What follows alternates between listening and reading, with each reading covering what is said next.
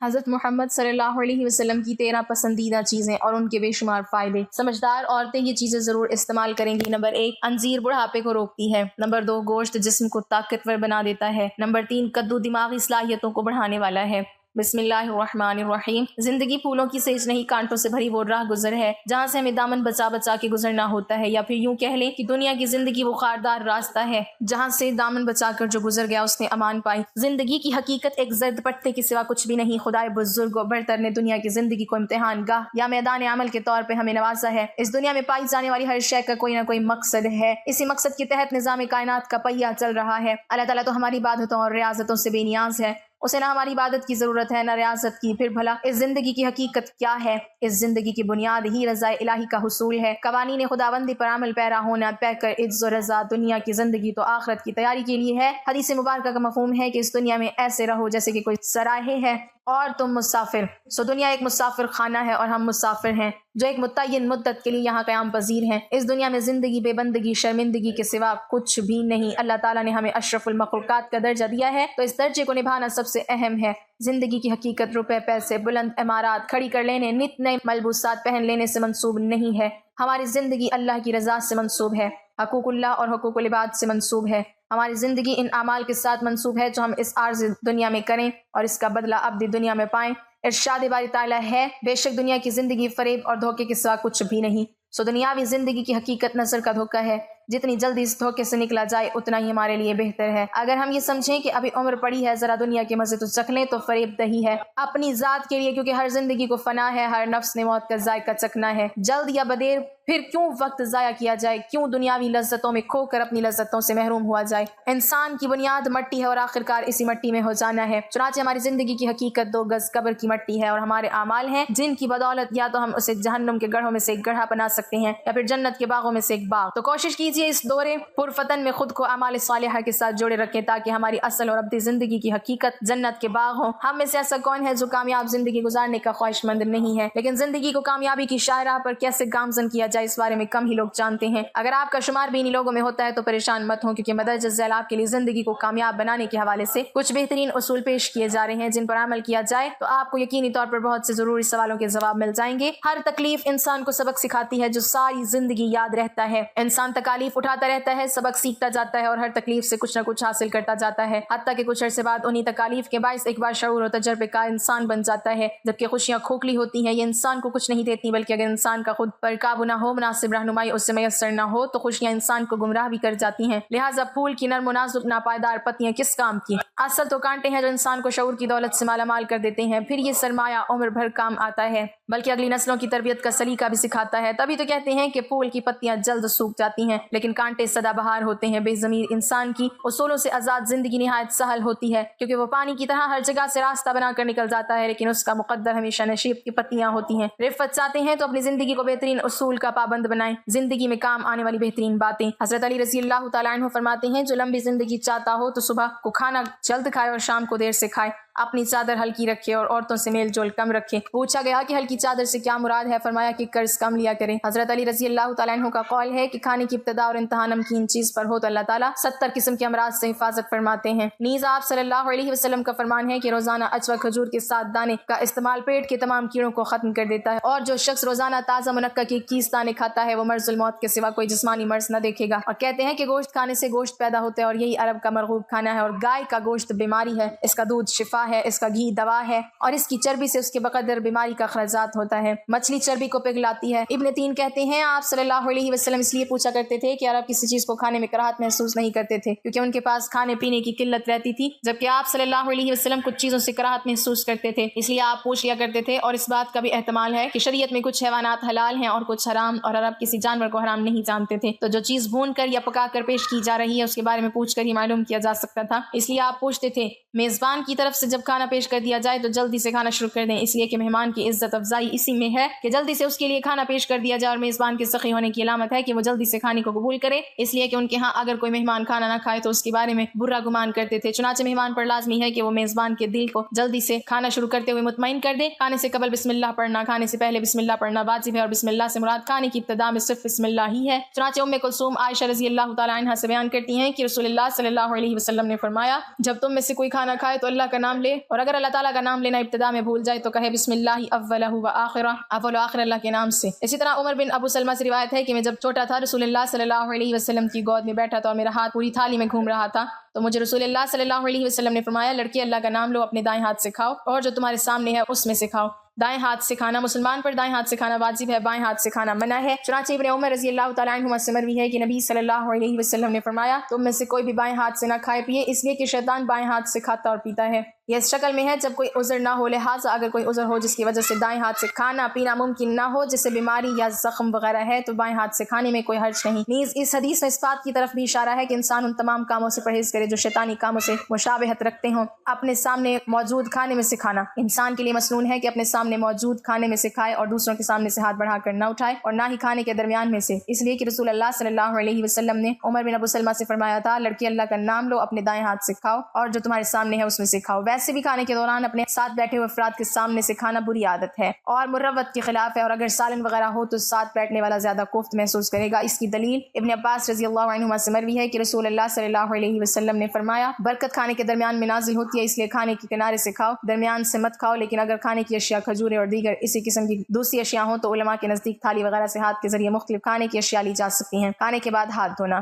کھانے کے بعد صرف پانی سے ہاتھ دھونے پر سنت ادا ہو جائے گی۔ چنانچہ ابن ارسلان کہتے ہیں اشنان ایک جڑی بوٹی یا صابن وغیرہ سے دھونا بہتر ہے، کھانے سے پہلے اور بعد میں ہاتھ دھونا مستحب ہے، چاہے انسان باوضو ہی کیوں نہ ہو۔ کھانے کے بعد کلی کرنا، کھانے سے فراغت کے بعد کلی کرنا مستحب ہے، جیسے کہ بشیر بن یسار سوید بن نعمان سے بیان کرتے ہیں کہ وہ صحابہ نامی جگہ پر نبی صلی اللہ علیہ وسلم کے ساتھ تھے جو خیبر سے کچھ فاصلے پر ہے، تو نماز کا وقت ہو گیا۔ آپ صلی اللہ علیہ وسلم نے کھانے کے لیے کچھ طلب کیا لیکن سوائے ستو کے کچھ نہ ملا، تو آپ صلی اللہ علیہ وسلم نے وہی کھا لیا، ہم نے بھی ستو کھایا، پھر آپ نے پانی منگوایا اور کلی کی اور پھر دوبارہ وضو کیے بغیر نماز پڑھی اور ہم نے بھی نماز ادا کی۔ 3 انگلیوں سے کھانا، سنت یہ ہے کہ 3 انگلیوں سے کھانا کھایا جائے۔ قاضی ایاز کہتے ہیں 3 سے زیادہ انگلیاں کھانے کے لیے استعمال کرنا بری عادت ہے، اور ویسے بھی لقمہ پکڑنے کے لیے 3 اطراف سے پکڑنا کافی ہے، اور اگر کھانے کی نوعیت ایسی ہو کہ 3 سے زیادہ انگلیاں استعمال کرنی پڑیں تو چوتھی اور 5ویں انگلی بھی استعمال کی جا سکتی ہیں۔ گرے ہوئے لقمے کو کھانا، اگر کھانا کھاتے ہوئے لقمہ گر جائے تو لقمہ اٹھا کر اس پر لگی ہوئی مٹی وغیرہ کو صاف کر کے اسے کھا لے اور شیطان کے لیے مت چھوڑے، کیونکہ یہ کسی کو نہیں پتا کہ برکت کھانے کے کس حصے میں ہے، اس لیے یہ ممکن ہے کہ اسی لقمے میں برکت ہو جو گر گیا تھا، چنانچہ اگر لقمے کو چھوڑ دیا تو ہو سکتا ہے کہ اس سے کھانے کی برکت چلی جائے۔ اس کی دلیل انس بن مالک رضی اللہ تعالیٰ عنہ سے مروی ہے کہ رسول اللہ صلی اللہ علیہ وسلم جب بھی کھانا کھاتے تو اپنی 3 انگلیوں کو چاٹتے، اور آپ نے ایک بار فرمایا اگر تم میں سے کسی کا لقمہ گر جائے تو اسے صاف کر کے کھا لے، شیطان کے لیے اسے مت چھوڑے، اور آپ صلی اللہ علیہ وسلم نے ہمیں حکم دیا کہ پلیٹ کو انگلی سے چاٹ لیں، اور فرمایا تمہیں معلوم نہیں کہ کھانے کے کس حصے میں برکت ہے،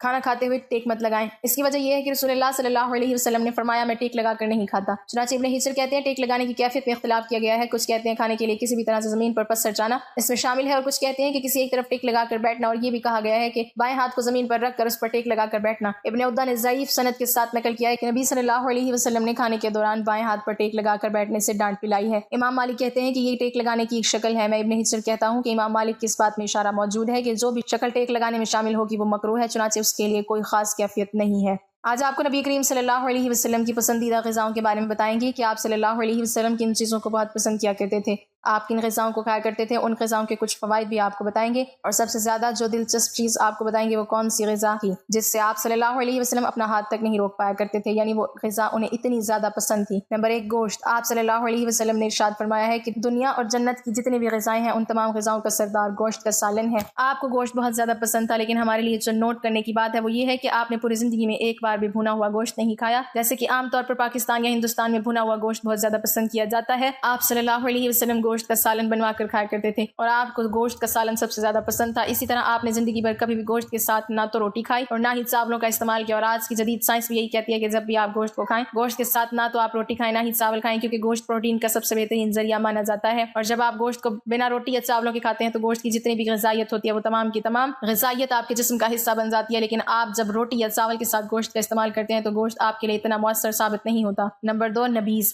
آپ صلی اللہ علیہ وسلم کا سب سے محبوب مشروب نبیذ تھا، آپ کو نبیذ بے حد پسند تھا، آپ کے لیے رات کو نبیذ تیار کیا جاتا اور صبح اٹھنے پر آپ سب سے پہلے نبیذ کو نوش فرمایا کرتے تھے۔ آپ صلی اللہ علیہ وسلم کے لیے کھجوروں سے بھی نبیذ تیار کیا جاتا تھا اور کشمش سے بھی تیار کیا جاتا تھا۔ نبیذ بہت ہی زبردست چیز ہے اور آپ کی صحت کے لیے کمال کے فائدے رکھتی ہے۔ نبیذ آپ کے دل دماغ جگر کے لیے اکسیر کی حیثیت رکھتا ہے۔ نبیذ ہر قسم کی جسمانی اور دماغی اعصابی کمزوری کا خاتمہ کرتا ہے، کیونکہ نبیذ فائبر سے بھرپور ہوتا ہے، اس لیے آپ کے پیٹ اور آنتوں کی صفائی کرتا ہے، آپ کے جسم سے زہریلے مادے کو دور کرتا ہے۔ نمبر 3 شہد۔ آپ صلی اللہ علیہ وسلم کو شہد بہت زیادہ پسند تھا، اور شہد کا ذکر ذکر قرآن کریم میں بھی ہوا ہے، اور آج تقریباً 1400 سال سے بھی زیادہ کا وقت گزر جانے کے بعد جدید سائنس شہد کے بارے میں یہ کہہ رہی ہے کہ آپ صلی اللہ علیہ وسلم نے شہد کے بارے میں جو کچھ کہا وہ ایک ایک چیز سچ ہے، اور اگر آپ کے پاس 5000 سال پرانا شہد بھی پڑا ہے تو وہ پرانا شہد بھی آپ کی صحت کے لیے اتنا ہی زیادہ فائدہ مند ہے جتنا کہ تازہ شہد۔ شہد آپ کے مدافعتی نظام کو مضبوط کرتا ہے، آپ کو مختلف قسم کی وائرس اور بیکٹیریا انفیکشن سے بچاتا ہے۔ شہد میں طاقتور اینٹی آکسیڈنٹس ہوتے ہیں جو کہ آپ کے سیلز کو ڈیمیج ہونے سے محفوظ رکھتے ہیں۔ اس کے علاوہ شہد استعمال کرنے سے آپ کے جسم میں کولیسٹرول اور خون میں پائی جانے والی چربی کے ذروں کے لیول کو بھی کنٹرول میں رکھنے میں مدد ملتی ہے۔ نمبر 4، زیتون۔ آپ صلی اللہ علیہ وسلم کو زیتون بہت زیادہ محبوب تھی۔ آپ صلی اللہ علیہ وسلم کا ارشاد ہے کہ زیتون کو اپنے کھانوں میں شامل کرو، یعنی زیتون کو کھاؤ اور زیتون کے تیل سے اپنے جسم کی مالش کیا کرو۔ قرآن میں بھی اللہ تعالیٰ نے زیتون کا ذکر فرمایا ہے۔ جدید سائنس زیتون کے بارے میں یہ کہتی ہے کہ زیتون دنیا کی کوئی صحت مند ترین غذاؤں میں سے ایک ہے۔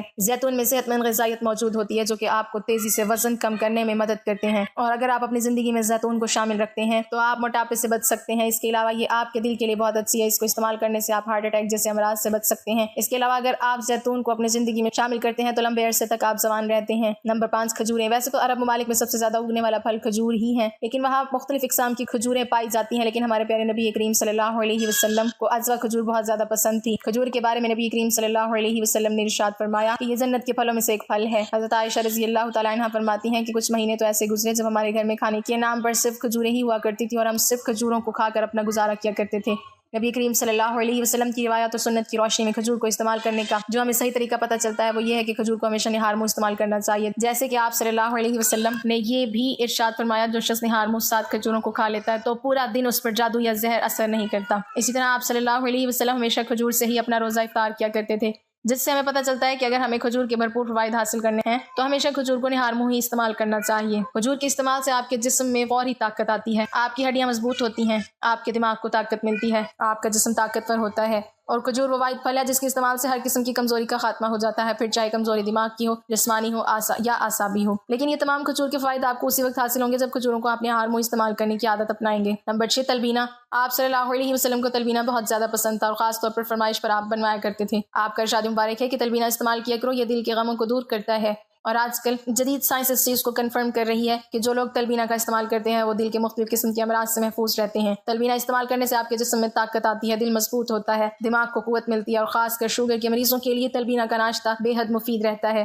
جو کا دلیا اور دودھ جب ایک ساتھ استعمال کیے جاتے ہیں تو ان دونوں میں 10 گنا اضافہ ہو جاتا ہے۔ نمبر 7، دودھ۔ آپ صلی اللہ علیہ وسلم دودھ بہت شوق سے پیا کرتے تھے۔ آپ نے اونٹنی اور بکری کے دودھ کو بہت زیادہ پوری زندگی استعمال کیا ہے۔ گائے کے گھی کو یعنی دیسی گھی کو آپ صلی اللہ علیہ وسلم نے دوا قرار دیا ہے۔ دودھ کے بارے میں جدید سائنس کا یہ کہنا ہے کہ دودھ میں نیوٹریشن کا جو موازنہ پایا جاتا ہے وہ دنیا میں کسی اور غذا میں نہیں موجود، کیونکہ دودھ کو جانوروں سے حاصل کیا جاتا ہے، یعنی دودھ جانوروں کے ذریعے سے آتا ہے، اس لیے دودھ میں وٹامنز اور منرلز کے علاوہ امینو ایسڈ، ہارمونز اور ہر قسم کا انزائم موجود ہوتا ہے جس کی آپ کے جسم کو ضرورت رہتی ہے، اور یہی وجہ ہے کہ ابتدا میں بچے کو دودھ کے علاوہ اور کچھ غذا نہیں دی جاتی۔ نمبر 8، گھیا کدو۔ آپ صلی اللہ علیہ وسلم کو کدو کا سالن بہت زیادہ پسند تھا۔ آپ صلی اللہ علیہ وسلم کدو کے سالن کے ساتھ جو کی روٹی کو بہت زیادہ شوق اور مزہ لے کر کھایا کرتے تھے، اور جس کو ہمارے پیارے نبی کریم صلی اللہ علیہ وسلم پسند کرتے ہو، یقین مانی وہ چیز معمولی ہو ہی نہیں سکتی۔ کدو آپ کے ہاضمے کے نظام کے لیے اکسیر کی حیثیت رکھتا ہے۔ اگر آپ کو کسی بھی قسم کا ہاضمے کا مسئلہ ہے تو کدو کو استعمال کرنا شروع کر دیں، آپ کے جگر کے لیے بہت مفید ہے، آپ کے پیٹ اور آنتوں کو صاف کرتا ہے اور جسم میں موجود بے جا گرمی کا خاتمہ کرتا ہے۔ جسم میں موجود بے جا گرمی آپ کو مختلف بڑے مسائل میں مبتلا کرنے کا سبب بنتی ہے۔ نمبر 9،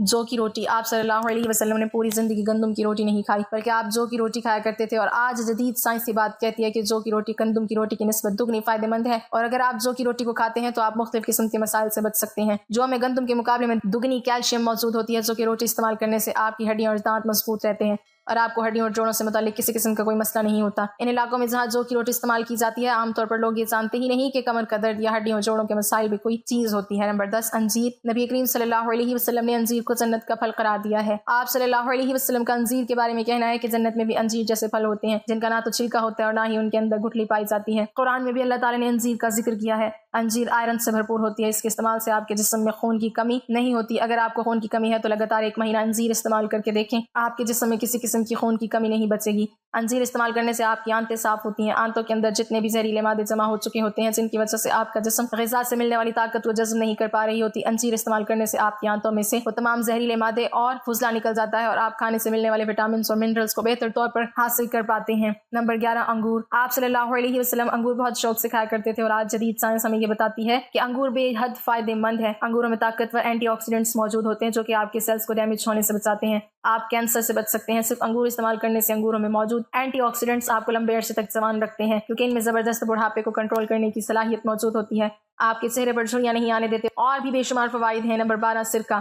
آپ صلی اللہ علیہ وسلم کو سرکہ بہت زیادہ پسند تھا اور آپ نے یہ ارشاد فرمایا کہ سرکے کو اپنے گھر میں رکھا کرو۔ آپ صلی اللہ علیہ وسلم کا سرکے کے بارے میں یہ کہنا ہے کہ جس گھر میں سرکہ موجود ہوگا کبھی اس گھر میں غربت نہیں آئے گی۔ نبی کریم صلی اللہ علیہ وسلم کی اس بات میں کتنی زیادہ حکمت پوشیدہ ہے، اس کا اندازہ آپ اس بات سے لگا سکتے ہیں کہ 2015 تک سرکے کو معمولی سی چیز سمجھی جاتی تھی، اس کے بعد سرکے کے فوائد پتہ چلتے ہیں، سائنس یہ جانتی ہے کہ سرکہ کتنی مفید چیز ہے آپ کی صحت کے لیے، اور آپ دیکھ سکتے ہیں ہر کوئی سرکے کے بارے میں بات کرتا نظر آتا ہے، لیکن ہمارے پیارے آقا صلی اللہ علیہ وسلم نے سرکے کے فوائد ہمیں 1400 سال پہلے ہی بتا دیے تھے۔ نمبر 13 انار۔ نبی کریم صلی اللہ علیہ وسلم کو انار بہت زیادہ پسند تھے اور انار کا ذکر قرآن کریم میں بھی ہوا ہے۔ انار وٹامن سی سے بھرپور ہوتے ہیں، ان میں طاقتور غذائیت بھی موجود ہوتی ہے۔ اناروں کے استعمال سے آپ کا امیون سسٹم مضبوط ہوتا ہے۔ ہائی بلڈ پریشر کے مریضوں کے لیے اناروں کا استعمال بے حد مفید ہے اور وہ صرف اناروں کو استعمال کرتے ہوئے ہائی بلڈ پریشر کو کنٹرول کر سکتے ہیں، آپ کی یادداشت تیز کرتے ہیں، آپ کے سٹریس کو کم کرتے ہیں، یعنی انار بہت بہترین چیز ہے۔ اور ظاہری بات ہے آپ صلی اللہ علیہ وسلم کے پسندیدہ پھل ہیں تو یہ بہترین کیسے نہ ہوں۔ یہ تمام وہ چیزیں ہیں جو ہمارے پیارے آقا صلی اللہ علیہ وسلم کو بہت زیادہ پسند تھیں، لیکن آپ ان چیزوں کو میانہ روی میں رہتے ہوئے کھایا کرتے تھے۔ آپ صلی اللہ علیہ وسلم نے اپنی پوری زندگی میں ایک بار بھی پیٹ بھر کر کھانا نہیں کھایا، حتیٰ کہ آپ صلی اللہ علیہ وسلم 2 وقت کا کھانا نہیں کھایا کرتے تھے، آپ ایک وقت کھانا کھایا کرتے تھے۔ آپ صلی اللہ علیہ وسلم کو موٹاپا پسند نہیں تھا۔ آپ صلی اللہ علیہ وسلم ایک دن بازار جا رہے تھے کہ آپ نے ایک صحابی کو دیکھا جن کا وزن زیادہ تھا۔ آپ صلی اللہ علیہ وسلم ان صحابی کے پاس گئے اور ان صحابی کے پیٹ پر ہاتھ رکھتے ہوئے ان سے کہا کہ کاش اگر اس جگہ پر چربی موجود نہ ہوتی تو کتنا اچھا ہوتا۔ ایک جدید ریسرچ میں یہ بات سامنے آئی ہے کہ 90% جتنی بھی دنیا بھر میں بیماریاں ہیں وہ صرف 2 وجوہات سے ہوتی ہیں، ان میں سے ایک وجہ ہے موٹاپا اور دوسری وجہ ہے زیادہ خوراک لینا۔ یعنی نبی کریم صلی اللہ علیہ وسلم نے جو 1400 سال پہلے ہمیں باتیں بتائی تھیں، اگر صرف ان 2 باتوں پر عمل کر لیں، یعنی زیادہ کھانا نہ کھائیں، پیٹ بھر کر نہ کھائیں، اپنے پیٹ میں جگہ رکھ کر کھائیں، اور دوسری چیز موٹاپے کو اپنے اوپر چھانے نہ دیں، تو یقین مانیں دنیا میں 90% ڈاکٹرز اور حکیم کے دواخانے بند ہو جائیں گے۔ ایک بہت بڑے سائنسدان کو جب نبی کریم صلی اللہ علیہ وسلم کی پسندیدہ غذاؤں کا علم ہوا اور نبی کریم صلی اللہ علیہ وسلم نے کھانے پینے کے بارے میں جو ارشادات فرما رکھے ہیں ان کا پتہ چلا تو یقین مانیں ان کی حیرت کی انتہا نہیں تھی۔ اس سائنسدان کا یہ کہنا تھا کہ 1400 سال بعد جو آج آ کر ہمیں چیزیں پتہ چل رہی ہیں وہ نبی کریم صلی اللہ علیہ وسلم نے اپنی امت کو 1400 سال پہلے ہی بتا رکھی ہیں، لیکن بے حد دکھ اور افسوس کی بات ہے کہ ہمیں یہ تمام چیزیں پتہ تو ہے لیکن ان چیزوں پر ہم عمل نہیں کرتے، اور یقین مانیں جس دن ہم نے ان چیزوں پر عمل کرنا شروع کر دیا بیماریاں اور مصیبتیں ہم سے دور ہو جائیں گی۔ اللہ پاک ہمیں رسول اللہ صلی اللہ علیہ وسلم کے نقش قدم پر چلنے کی توفیق عطا فرمائے اور ہمیں صحت مند زندگی عطا فرمائے، آمین۔ ناظرین کمنٹ باکس میں اللہ تعالیٰ کے 99 ناموں میں سے ایک نام ضرور ٹائپ کریں۔